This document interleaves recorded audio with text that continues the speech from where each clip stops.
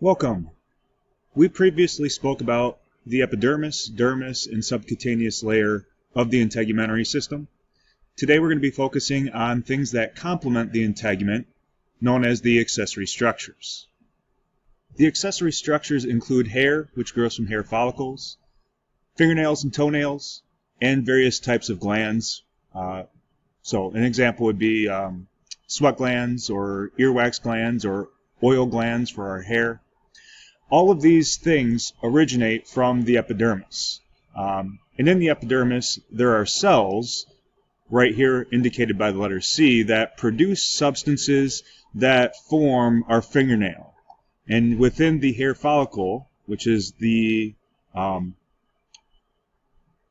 that the hair is actually in, we can see this tiny tan layer, which is a collection of cells which actually produces substances that becomes our hair.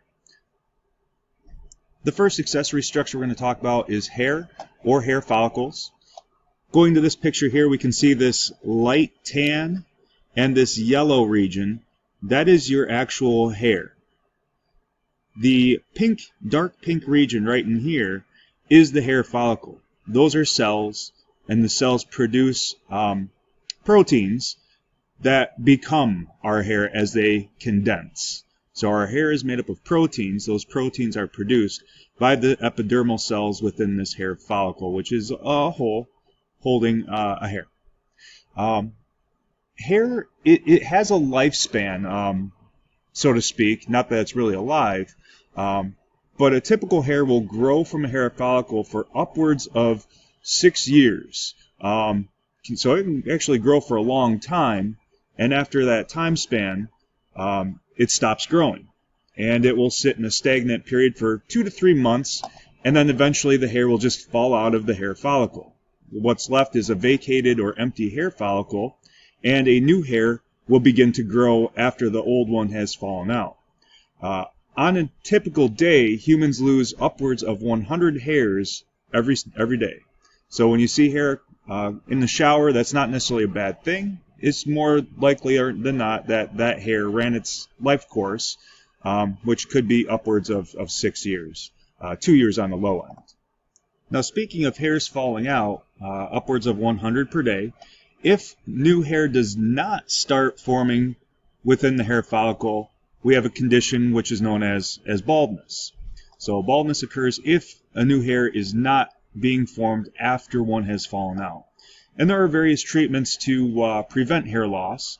A couple options include Rogaine, hair transplants, and conditioners to kind of thicken hair, make it look a little bit thicker. Of these three, Rogaine is probably the most commonly known. My dad actually used it. But some things that we should be aware about with Rogaine is it's kind of advertised to make hair grow back. So it's supposed to cause these hair follicles and the epidermal cells to start producing the proteins again to form hair. And that's usually not what actually happens. Of all the people that have used Rogaine, that's only been reported in about 10% or so of all the people that have taken Rogaine. So if you're taking Rogaine later on in your life to make hair grow back after you've already become bald, probably not the best option. What Rogaine does a much better job of is it makes hair stop falling out. And this has been reported in upwards of 90% of the people that have taken it who have started to go bald. So if you take Rogaine after you start to notice some thinning going on your hair, the Rogaine will stop the thinning for a period of time. Keep in mind that hair will normally sit stagnant for 2 to 3 months without growing before it falls out. The Rogaine just kind of prevents the falling out and lengthens this time span upwards into the months and even sometimes years where the hair will remain in that follicle. A second one, hair transplants, is highly effective in preventing baldness. So once again, baldness is when the hair follicles stop producing proteins forming the hair. Hair transplants is not just plucking out hairs from one part of the body and stuffing them into the hair follicles.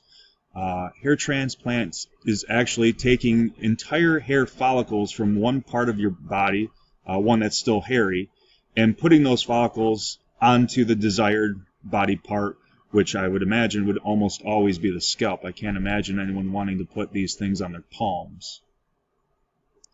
Another item mentioned on here is getting hair and actually kind of stitching patches of hair onto the scalp itself. So picture if you've ever had a cut and had to get some stitches. That can be done with patches of hair as well onto a person's head.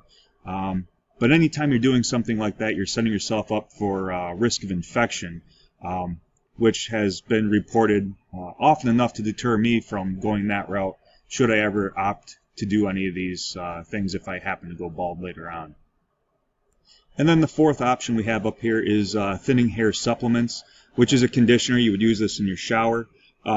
This conditioner, it does not stop hair from falling out. It does not make hair grow back. All this does is make the hair that you still have appear thicker. So it would make this hair wider and thicker, which would fill in some of the gaps from hair that has been lost and is no longer growing back.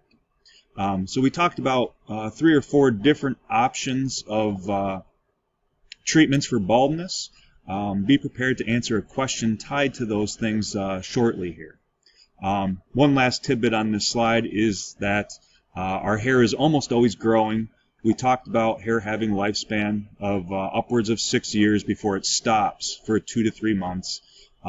So the entire lifespan of hair is 90% within that growth phase. So it's growing often within its life cycle.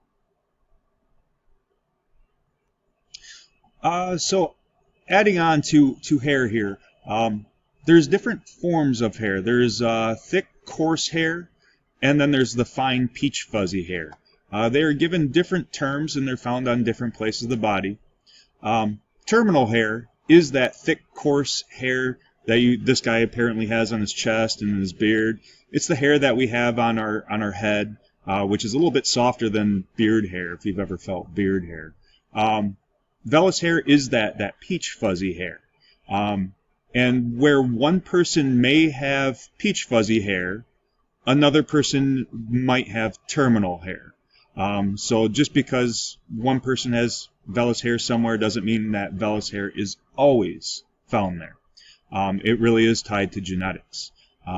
Another interesting thing to know is that chimpanzees, which we have a high degree of relationship with, have the same amount of hair that we do, which is kind of shocking because they're entirely like big hairballs. The thing is, all of their hair is this terminal hair, whereas some of our hair is the vellus hair. So let's talk a little bit about how hair actually grows. I'm going to be going between this page and the following page to reference a picture as I kind of work my way through this. But once again, what we've already mentioned is that hair grows from epidermal cells within the hair follicle. So let's check out specifically where this hair follicle is and where these epidermal cells that give rise to hair are located. And we see them in this cutaway picture of the hair. The hair follicle is this darkened brown region that goes around the hair. And the hair is this light tan thing within the follicle. The epidermal cells that actually give rise to hair are located right down in this region right here. So you just kind of saw the hair follicle in that last image, which does go down from the epidermis down into the dermis, a little bit deeper layer. And within that follicle, there's the hair root. And this is where hair is actually anchored into place. So let's check out where that hair root is. You can see the hair root right in this region right there. It's actually labeled off to the side. It's anchored into place, holding on to these epidermal cells right in here. So if you tug a hair out and you kind of feel that little, it doesn't really hurt, but that tingle, it's this hair ripping away from that cluster of cells right down here. So the hair root, it is superior to the epidermal cells that produce it. And then those epidermal cells that we were just looking at, they are alive. They do need some nourishment, which is produced from blood vessels within the dermis. Let's check those out. So going back to this picture, we can see the epidermis up in this region. We talked about the different layers of cells within it. And then we have down in the dermis here the papilla, which is this region right in here. You can see that it's indented at the inferior base of these epidermal cells. And we can see the red and blue lines, which represent the blood vessels that supply nutrients to these cells so that they can remain alive. So how hair actually forms. It's very similar to what we already spoke about with the cells of the epidermis. The basal ones, the deep ones, they're alive, they reproduce, and as they reproduce and make new cells, it pushes all the cells above them up a little bit, and then up a little bit further and up a little bit further. Well, in the hair, it's no different. It's the exact same process. The older cells get pushed up, and as they get pushed up, they keratinize again, and then they die, and then they compact. Those keratinized, dead epidermal cells become your hair. So let's check that out. We can see deep epidermal cells here, higher up ones up in this region. These ones reproduce, and as they reproduce, there's nowhere to go but up. And they push all the cells up, up, up, up. They slowly keratinize. We can actually see a keratinization zone right up in this region. They flatten out, the cells die, the cells become your hair.